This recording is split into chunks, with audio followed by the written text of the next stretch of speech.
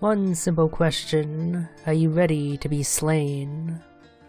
Slain, Back from Hell is a metal-themed action platformer inspired by games from the 80s and 90s like Castlevania. It's a game more about style than substance, however, hence why this Let's Play exists. I'll just be shutting up for the rest of this intro here.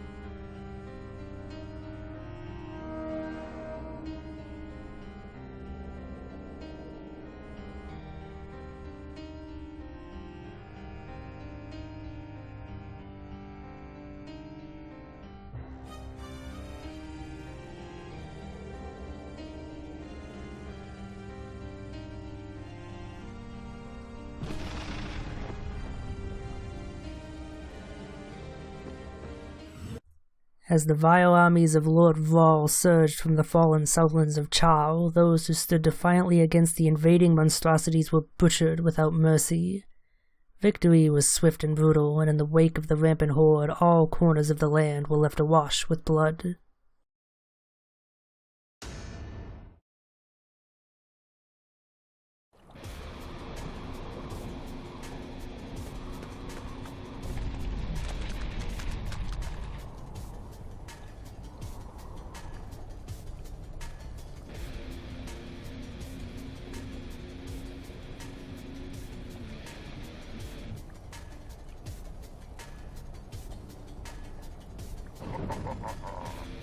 First he calls us by our name, then he refers to us as an insolent mortal. He calls us Baka next time out. But yeah, up there was Lord Vrawl, the main baddie for this game. This level here is the tutorial for the game, so you'll be getting tips as to how to play. Most of the mechanics are fairly self-explanatory and about what you'd expect from a game like this. With some interesting wrinkles, like the fact that blocking becomes less effective over time, so you can't just stand in one place and effectively avoid all damage with it. In addition to regular attacks, you have magic as well. It's not that powerful against most enemies, but it's a useful ranged option and can hit multiple enemies at once. There are also enemies that are weaker to magic than they are to your steel sword, so it has its uses. As for the devastating mana blast that tip mentioned, we'll be seeing that in a bit. As for the sharp spikes covered with the viscera of their previous victims, I don't think I need to elaborate why we jumped over that particular spot on the ground.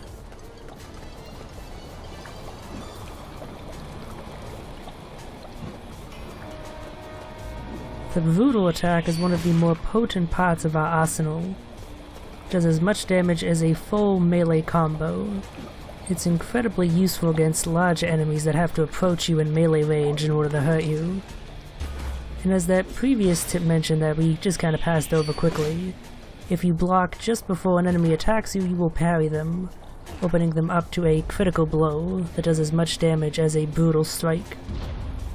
For larger enemies like these who are difficult to stun with regular attacks, both of these methods of attack are very effective, and we'll often be using them in tandem. Parry, critical strike, brutal attack, rinse and repeat.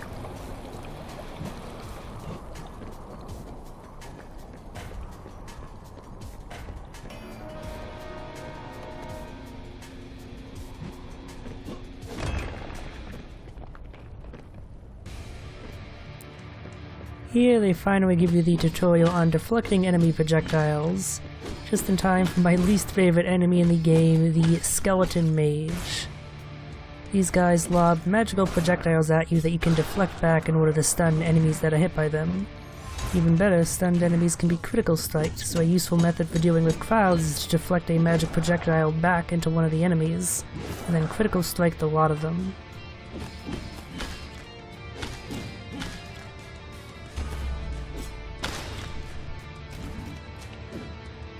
These flame-spewing gargoyles are kind of annoying to deal with. You can deflect their magic back at them, but it doesn't do much damage. Deflecting several blasts is equal to maybe one sword swing and nothing more. It's best to dodge one blast and then just go ham on them. Here we have an enemy that is basically the forced critical strike tutorial. You can do damage to him with other attacks, but only when he's vulnerable, which is when he is swinging or immediately after he's swung. So the best method for dealing with him is to just parry and then critical strike. Anyway, here we enter the Hive, which is filled with all sorts of Medusa Heads, so I hope you get used to deflecting enemy projectiles. Actually, the best way for dealing with these guys is to use magic of your own. It only takes one blast to take them out, whereas it takes 2 sword swings, 2 deflected projectiles, or 1 of each. Here we have our first platform triggering switch, leading to our first heart. Sadly, it's just a healing item, it's not a life upgrade. With one exception, you don't ever really get stronger in this game. The abilities you have at the start are the abilities you have at the end. Speaking of, we finally had a good opportunity to use the Mana Blast. As you can see, it's worthy of its full mana bar consumption.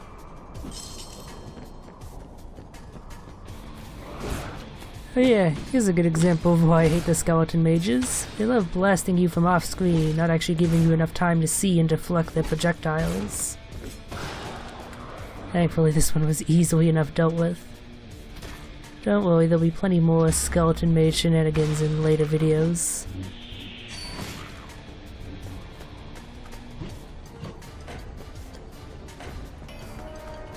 Here we enter the third and final part of this area, the Thorn Woods, which are very aptly named, I'll give them that. Here, red skeletons will be eternally summoned by this grave if we don't break it, so that's a prime target. Skeleton mage! Ah! They're frustrating, is all.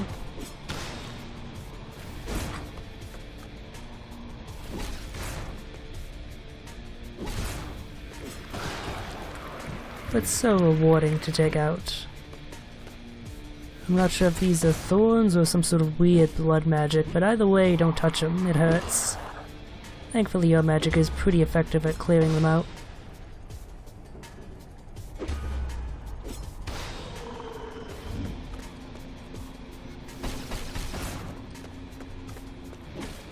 Here we encounter a rare ghoul spawner, which unlike the gravestones that spawn skeletons, cannot be broken.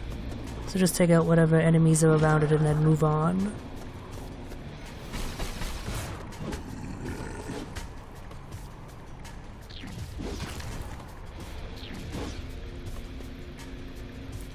It's worth it to take the time to take out any Medusa Heads that you come across, because they will be persistent in following you further into the level and harrying you while you fight the other enemies. The weird floating black ghost sperm things, not so much. They're kinda lazy by comparison.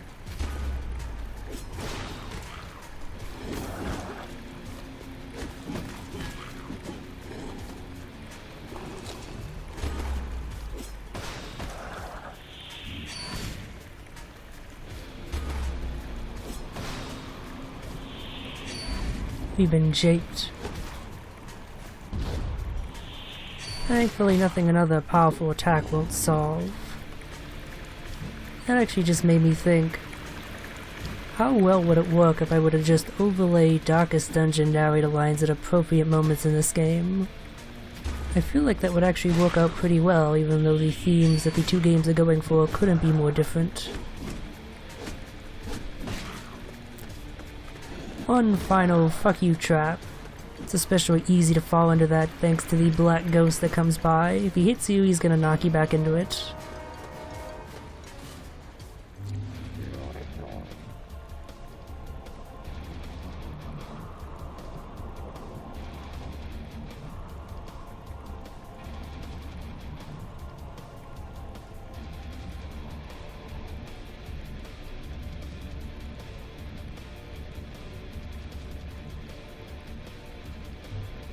Here's our first boss, the Thorn Beast. He's got 2 attacks, making vines sprout out of the ground which can be dodged easily enough just by moving or with a single backdash, and clawing you, which can thankfully be pretty easily parried. Doesn't take long to take him down to below half health, at which point he gains a third attack. Just jump over him and whack away the corrosive thorn balls and you'll be fine. You even get a free critical strike because he tires himself out. It doesn't take too long to take the Thorn Beast out. So let's honor the Great Horned Metal God then.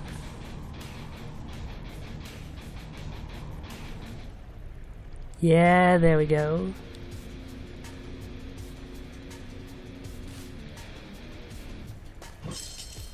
So let's continue on into the Blood Tower. Prior to its fall, this tower was a symbol of strength and provided sanctuary to the brave defenders of Chao. Ransacked and overrun with Lord Val's murderous servants, this previously noble structure now stands grey and cold, like a forgotten tombstone.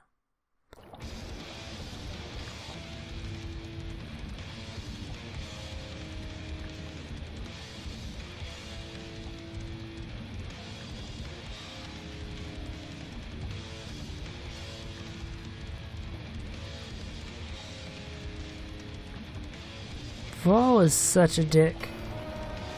Even though they're a foot high, you don't want to dip your feet into these pools being boiling blood and all, as this skeleton helpfully demos for us. Thanks, Mr. Skelly. So something you've probably noticed by now is that the level design in this game is pretty damn linear. Beyond occasionally needing to hit a switch to make a platform appear, you don't really ever do much backtracking, and progression is generally one way. However, while you're generally traveling and progressing in one direction, they do vary things up a little by changing the direction that's in. Sometimes they have you go left instead of right, or up instead of laterally, as is the case here.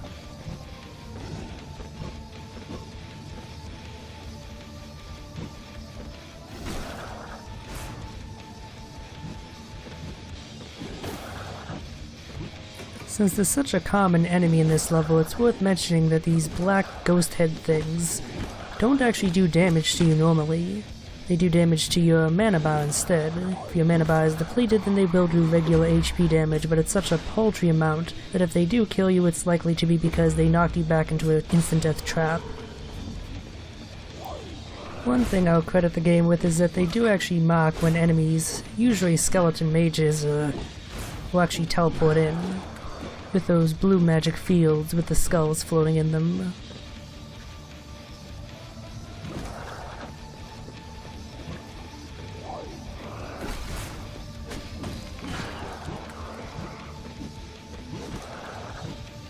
Bringing back my earlier comment about the linearity of the level design, they literally prevent you from going back to earlier portions of the level once you reach certain checkpoints.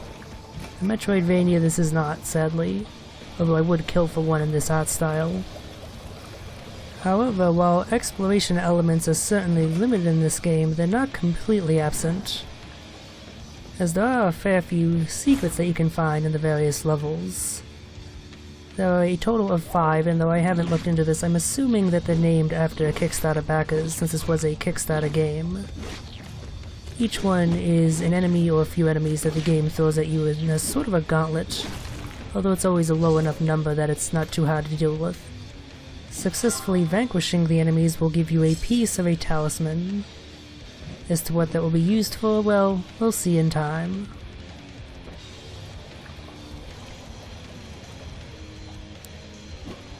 This part of the level here is probably the point where it's toughest to avoid taking any damage, because you have 2 gargoyles spitting fire at you from opposite sides of the room. It's a real pain in the ass to deal with. Thankfully it's right after a checkpoint, so you're likely to have plenty of health with which you can just tank the hits. Of course, it's a fair bit more difficult if you're trying to get the secret as well, but it's still not all that difficult, at least in comparison to later ambushes the game will throw at you.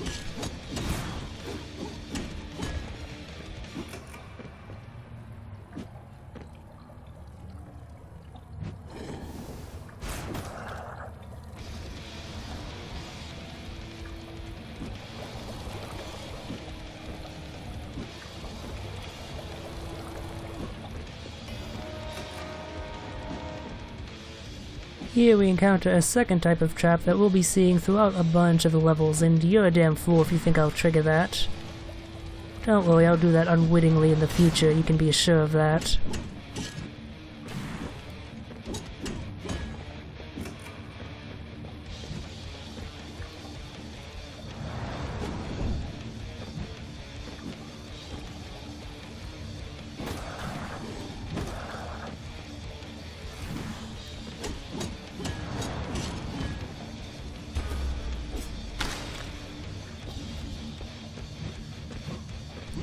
This here is, thankfully, the last gargoyle in this stage. And of course, he's the most annoyingly placed. You're best off softening him up as you can with magic. That way you can just immediately take off his head once you get over to him.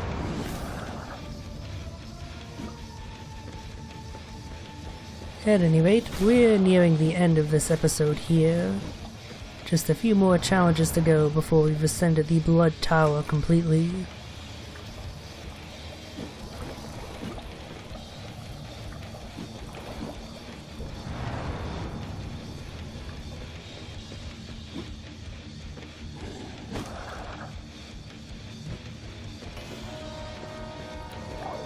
One more enemy introduction here. The Fire Cabaros. I don't actually know what it's called, but that seems an appropriate enough name. Kill it by doing what I just did, exactly.